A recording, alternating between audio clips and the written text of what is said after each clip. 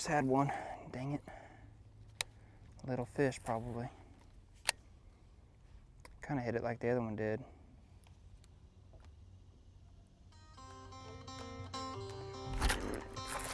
Got him that time. Well, that was fun. It's always fun when you catch one that you missed. Put the power poles down in the meantime, and maybe we can catch another one out of there. So maybe they want a jig, and we figured that out, but it's a fun little bass to catch either way.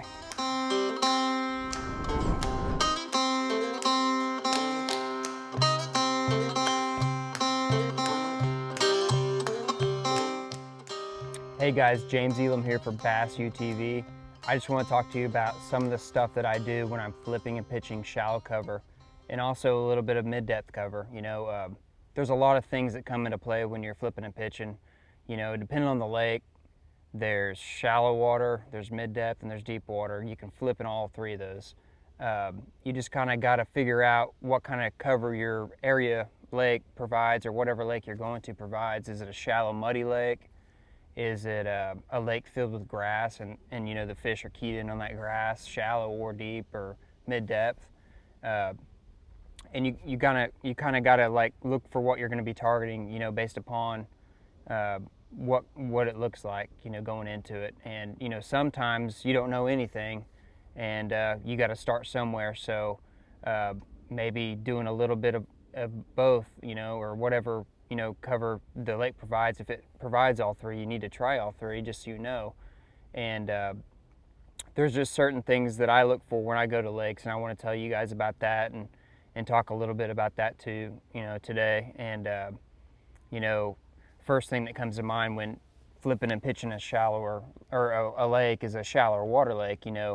And there's all kinds of cover that could be shallow. There could be grass, you got milfoil, you've got stuff like eelgrass, you've got reeds, any kind of things that are like reeds, buggy whips and stuff like that.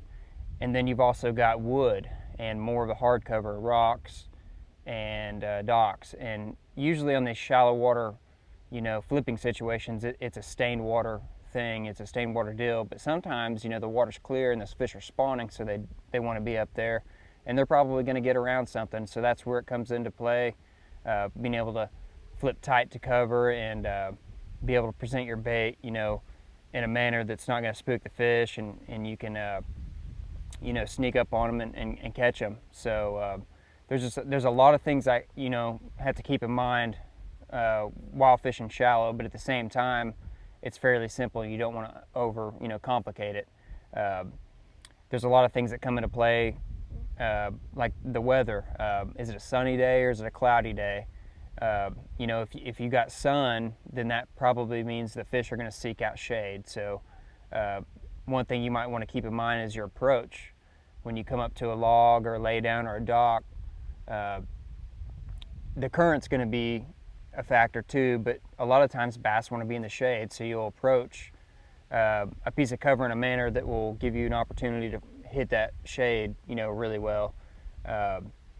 Also, something that comes into play, even on a tidal fishery, that's a really important thing, is the shade might not matter, but the current matters more, and they want to be in an opportunistic place where the food's coming to them.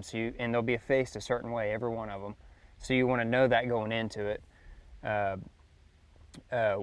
Where those fish are going to be looking, to get a bait. Because if you're flipping behind them, you're never probably going to get them to even notice the bait or know it's there. So